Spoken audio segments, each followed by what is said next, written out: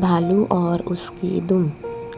एक पुजारी पड़ोस के गांव में एक अमीर आदमी के यहाँ से जंगल के रास्ते अपने गांव की तरफ लौट रहा था।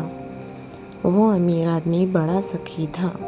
वो फ़कीरों और पुजारियों की बहुत इज्जत करता था और इनको अशरफियों और कीमती तोहफे तोहफ़ से नवाजता था। इस अमीर आदमी ने पुजारी को भी ढेर सारी सोने की अशरफिया तोहफे के तौर पर दी थी। इतने सारे सोने के सिक्के पाकर पुजारी बहुत खुश हुआ। खुशी के मारे वो गुनगुनाते हुए जल्दी जल्दी चल रहा था ताकि जंगल का खतरनाक रास्ता कम वक्त में पार कर सके।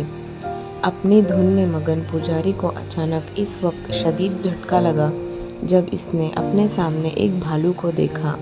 अब पुजारी बड़ी मुश्किल में फंस गया था। इसे कोई तरकीब नहीं सूझ रही थी कि वो अब क्या करे। आखिरकार वो पीछे की तरफ भागने लगा।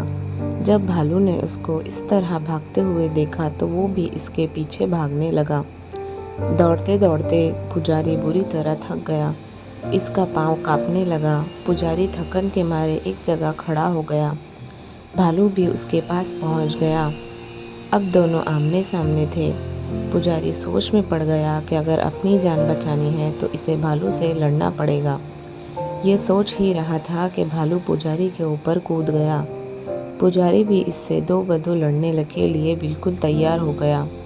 लड़ते लड़ते अचानक पुजारी के हाथ में भालू की दुम आ गई। पुजारी ने पूरी ताकत से दुम को पकड़कर गोल गोल घुमाना शुरू कर दिया। पुजारी और भालू दोनों घूमते रहे। ऐसे में पुजारी की कमर से बंधी हुई थैली में से सोने की अशरफियाँ निकल निकल कर चारों तरफ गिरने लगी। पुजारी को अपनी जान बचाने की फिक्र थी, इसलिए उसको सोने के सिक्कों के इस तरह गिरने का कोई अफसोस नहीं हो रहा था। वो बस यही सोच रहा था कि इस मुसीबत से किस तरह छुटकारा मिले। वो मन ही मन सोच रहा था कि अगर इसने भालू की दुम को छोड़ दिया तो भालू इसको जान से मार डालेगा। पुजारी इसी सोच में डूबा रहा कि भालू की दुम को पकड़कर इसी तरह गोल गोल घुमाते रहने से ही इसकी जान बच सकती है। कुछ देर तक यही हालत रही कि इधर से एक लकड़हारे का गुजर हुआ। चारों तरफ फैले हुए सोने के सिक्कों और गोल गोल घूमते हुए पुजारी और भालू को देखकर इसे बहुत ताज्जुब हुआ। दोनों के करीब आया और खड़े होकर इन दोनों को गौर से देखने लगा। फिर उसने पुजारी से पूछा, पुजारी जी, ये आप क्या कर रहे हैं और चारों तरफ सोने के सिक्के क्यों बिखरे हुए हैं? पुजारी ने लकड़हारे की आवाज़ सुनकर इसकी तरफ देखा।